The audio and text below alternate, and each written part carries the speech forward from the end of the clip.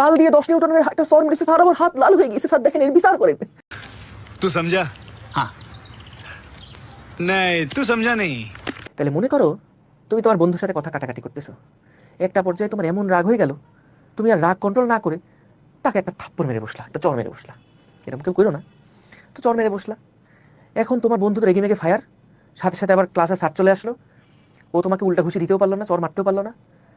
তো ও কী করলো, খুব রেগে মেগে গিয়ে স্যারের কাছে গিয়ে নালিশ দিল, স্যার আমার আমার ওই ক্লাসমেট, ও আমাকে স্যার চর মারছে, আপনি বিচার করেন। না স্যার, আপনার বিচার করতেই হবে, আমি কিচ্ছু করি নাই স্যার, ওই ছেলে আমার গায়ে গালে এসে স্যার থাপ্পড় মারছে, এর আপনি একটা বিচার করেন, একটা বিহিত করেন স্যার, ওরেও চর মারেন।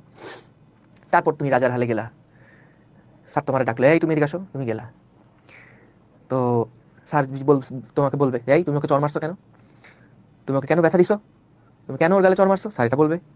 তুমি তখন স্যারকে বলবা, স্যার ক্রিয়া প্রতিক্রিয়া তো সমান, একে অপরের বিপরীত দিকে কাজ করে। দেখেন স্যার, আমি যখন ওকে একটা চর মেরেছি, আমি যদি ওকে 10 নিউটনের একটা চর মারি, তাহলে ও তো ওর গাল দিয়ে আমার হাতের উপরে স্যার 10 নিউটনের একটা চর মেরেছে, ও গাল দিয়ে 10 নিউটনের একটা চর মেরেছে স্যার, আমার হাত লাল হয়ে গেছে স্যার, দেখেন এর বিচার করেন।